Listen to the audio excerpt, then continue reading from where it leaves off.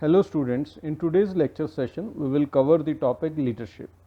So this lecture session will cover various topics related to leadership, which will include the features of leadership, then the main elements of leadership. We will also discuss the importance of leadership and various leadership styles.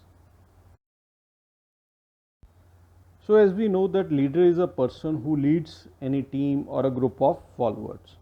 So we can define leadership as the process of influencing the behavior of others to work according to the leader for achieving a predefined goals.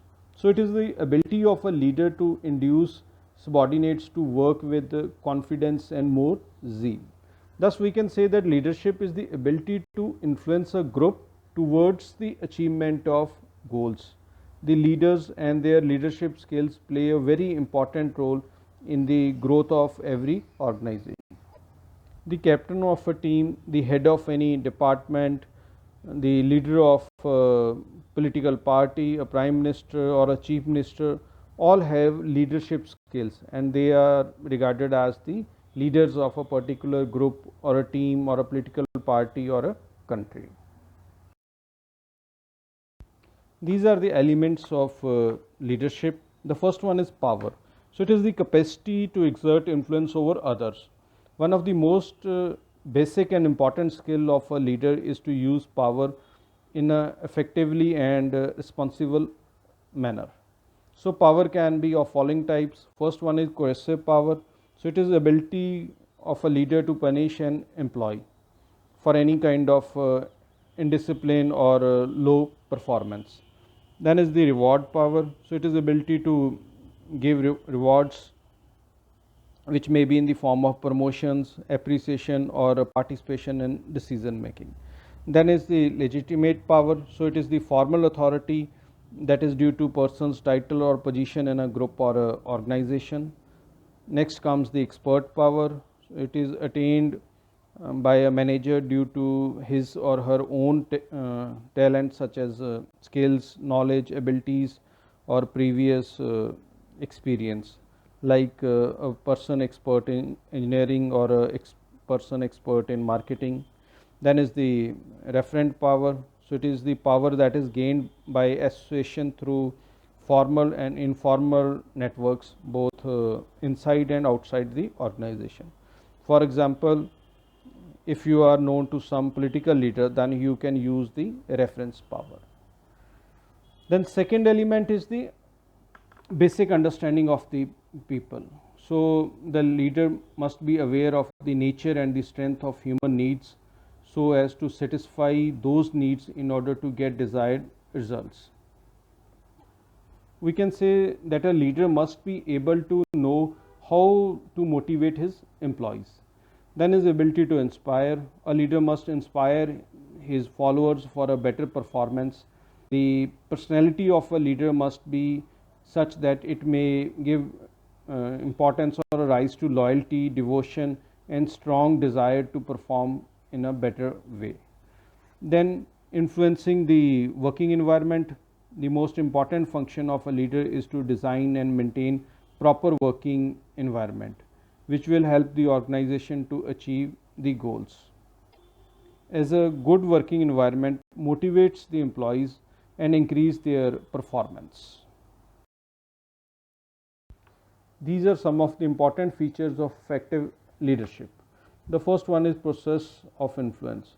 So leadership is a process through which the leader influences his group members or the followers. So we can say that successful leaders are able to influence the behavior, the attitudes and beliefs of their employees and the followers. Then it depends upon situation. It is always related to a particular situation at a given point of time under a specific set of circumstances. This means that leadership styles will be different under different kind of situations. Then it is a motivational force. So leadership is the function of motivating people to attain the organizational objectives, and the leaders are considered most successful when they are able to align the employee and the organizational goals. Then a leadership cannot exist without the followers. So if a leader does not have followers, the leader cannot exercise his authority. The leadership exists both in formal and informal organizations. Then there must be a good working relationship between the leader and his followers. The leader should be a dynamic person of a concerned group or a team. If he is not so, he cannot influence his team or the followers. This relationship between the leader and his followers describes how efficiently the objectives of the organization will be achieved. There must be common interest between the leader and his followers. So in case the interest of the leaders and his followers are not common, then it is the duty of the leader to reconcile these different objectives and align the individual interest with the organization interest. Then leadership is a continuous process. A leader has to guide and monitor his followers and employees continuously. So the above characteristics of leadership functions hold good in any organization, whether it is a political, religious, business, or any other kind of organization. Leadership is regarded as the most important element of directing function of management. It is a supportive function and aids all other managerial functions. So here are some of the benefits of leadership. First one is determination of goals. A leader performs a function of laying down goals and policies for the group he is leading. He has to align the employee goals with the organization goals so they can work in a common direction. Then is delegation of activities. A good leads the organization activities among the employees in a systematic manner. The relationship between them are clearly laid down. This reduces the chances of conflict between them and work is more efficiently done. Then leader is a representative of his group. He takes initiative in all the matters for the interest of the group. He also attempts to fulfill the physiological needs of his group members. Then he works as a guide. So a leader guides the followers towards the achievement of organizational objectives. He also fulfill the training needs of his employees and followers. Then leader is a source of inspiration. A good leader inspires the employees or the followers for a better performance. Motivation is necessary for getting the desired work from the employees, and the leader motivates the employees by providing them financial and non-financial benefits. Then leader works as a motivational force. So good leadership is a source of high morale for his employees. The leader shapes the thinking and attitudes of a group. He develops good human relations and facilitates interaction among the members of his group, which increases their confidence and motivation levels. Then a leader facilitates the change.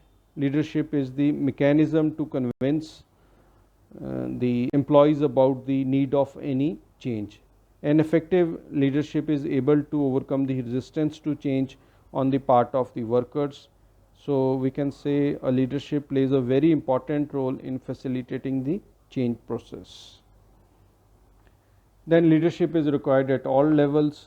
So leadership plays a important role at all the levels of management, whether it's the top management or the middle management or the lower level management, because in the absence of effective leadership, no management can achieve the desired results.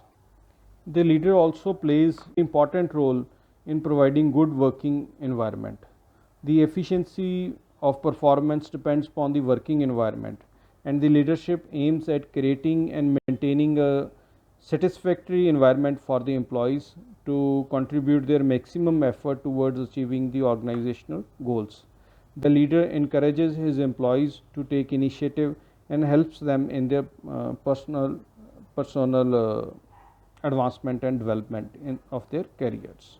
So we can say that leadership plays a very important role in developing the employees and in the growth of the organization. The style of leadership mainly depends upon the type of job, the qualities of a leader, and on the situation in which the leader has to take a decision. Here are the main leadership styles that are used by various people to influence their followers.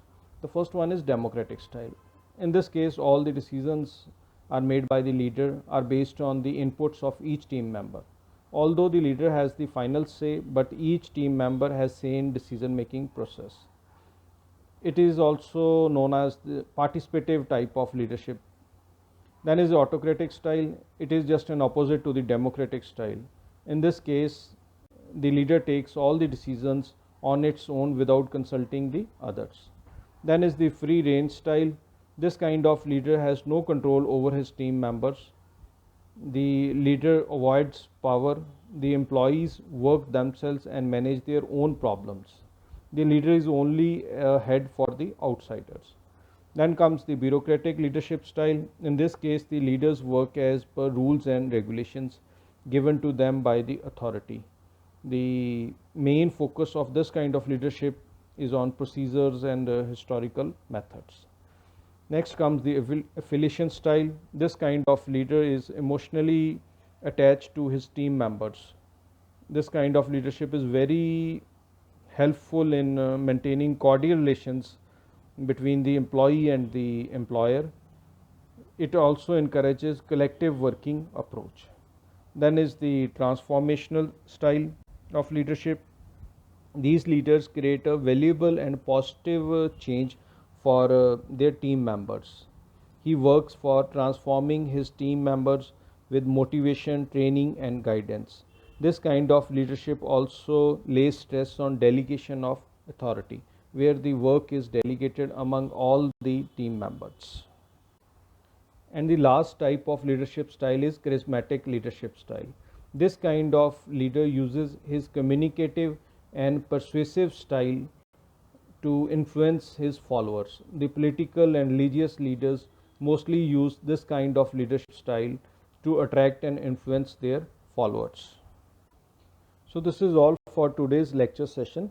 In second part of this lecture session, we will discuss various leadership theories. Thank you.